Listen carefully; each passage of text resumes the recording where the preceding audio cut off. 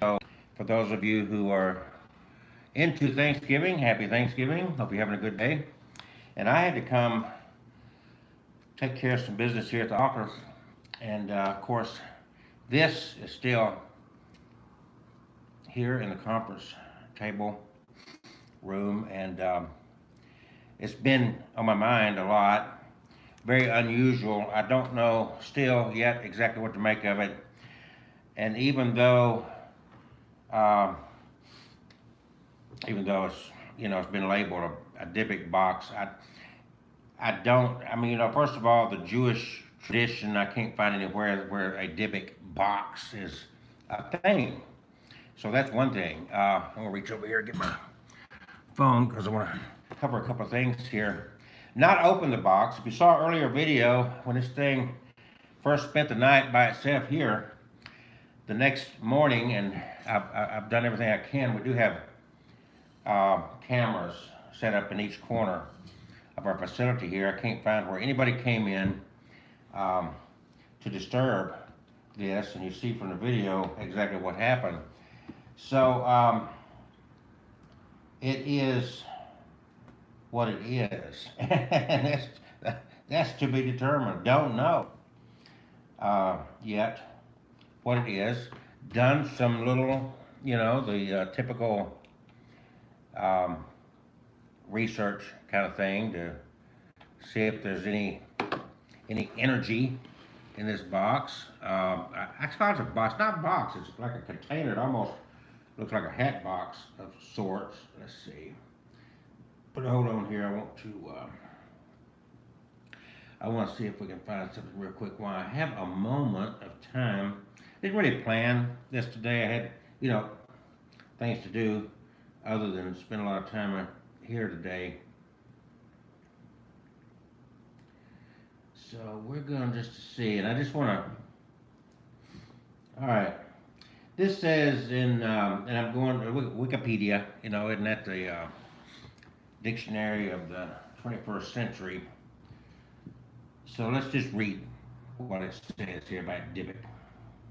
In Jewish mythology, a Dybbuk, which is Yiddish, from a Hebrew verb meaning adhere or cling, is a malicious, possessing spirit believed to be the dislocated soul of a dead person. It supposedly leaves the host body once it has accomplished its goal, sometimes after being helped. And then, of course, I've done minor exorcisms. I've been involved in exorcisms. So, yeah, that's what I got. The Dybbuk box itself is not found in Jewish mythology or Jewish history of any sort that I can find. In fact, I find that those that are a lot smarter than I with this are they say it's just totally not true. Let's see, Dybbuk. Well, I tell you what, they got some picture here, don't they? Can you see this? Look at that. That is an artist drawing of a Dybbuk, a malicious possessing spirit of the dislocated soul of a dead person. Okay, so there you go. The research I found, of course, right now it's a pretty popular thing here on YouTube. These Dybbuk boxes, you can find all kinds of stuff here, but I don't know. I don't know what to call this a Dybbuk box. It kind of blends to that, and again, you got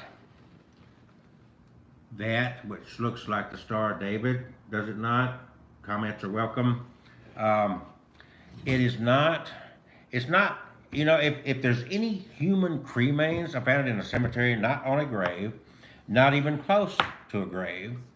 Um, I've dealt with cremains. I've worked at a funeral home when I was younger, and it's just not heavy, and there's some weight to it, but it's human cremains they have some weight, There's just no doubt about it. So it's just not that weighty enough to for me to believe that it's cremains. If it is, it's only a, should I say, a sampling of cremains in it. So I don't know. I have no clue. I did the other day, and you probably saw this. Use some holy water with it. Uh, did some blessing. Did some anointing oil and so forth to just just for protection. Did those things. I lost. I mean, just totally lost with this. I don't know what to say in that regard. Welcome to any comments. Have put out locally about this. No one's laying claim to it as to how it got in the cemetery. It's a local cemetery. It's an older cemetery. It wasn't on a grave, so it's not like we could track down a grave site and say, oh, this is where John Smith was buried, so let's look up John Smith's obituary and relatives and whatnot. It wasn't that way. It was a good 20 feet or more away from any grave, and the grave area it was found in, it was closest to some very, very old graves going back to the 19th and early 20th century. Um, it was under some rubbish. I'm still wiping some dirt off my conference table as I play around with this. More chunks of whatever fall off of it. It was partially buried under debris, leaves, all that sort of stuff. So I don't know. It's hard for me to express to 10 pounds, maybe. It's a rough guess. Nothing rattles. Well, wait a minute.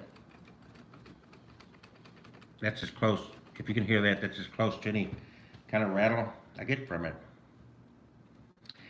All right, so I'm offering to, and I've got this on eBay. My partner put it on eBay, and so we're offering to get rid of it. If somebody wants to open it up, that will be on them. If someone does take possession of this and open it up, I request that they please video that process and post it because our curiosity is there. If nobody bids on it, I can tell you eventually we're going to sit down and go through the process of exposing whatever's in here and hoping that we're not releasing some evil, wicked spirit. We're going to take all the precautions we can in a spiritual sense. Gosh, I just don't know what to say. If anybody has any ideas on this, post them, share with us.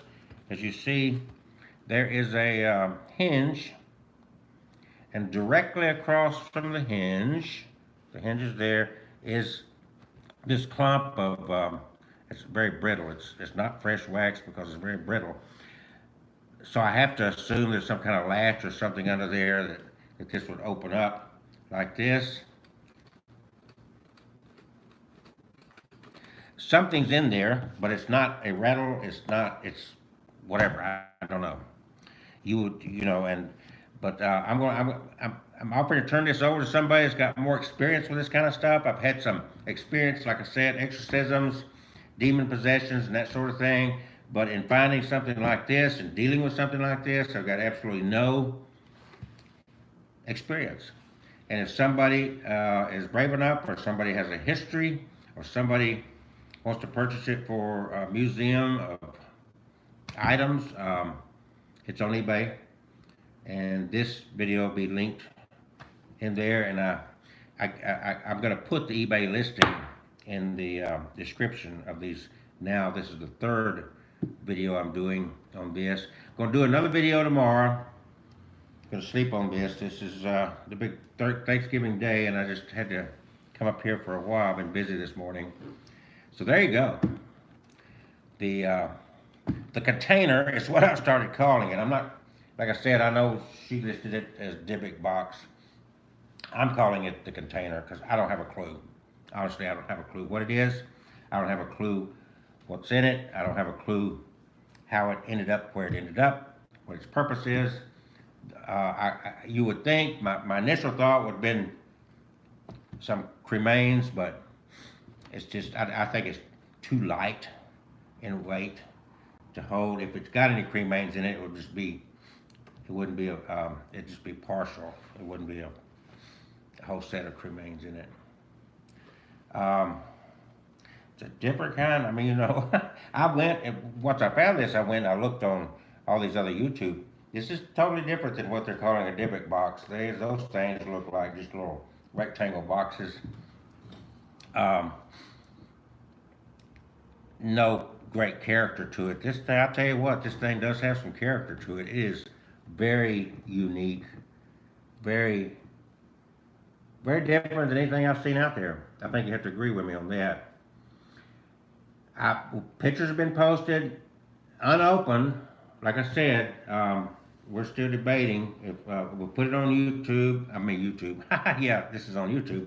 We put it on eBay just to see what would happen with it. Not concerned if nobody bids on it. We undoubtedly will open it up at some point. And if we open it up, we will video that process so everybody will know what's there. And then if anything bad happens, you'll know that too. And if anybody does want it,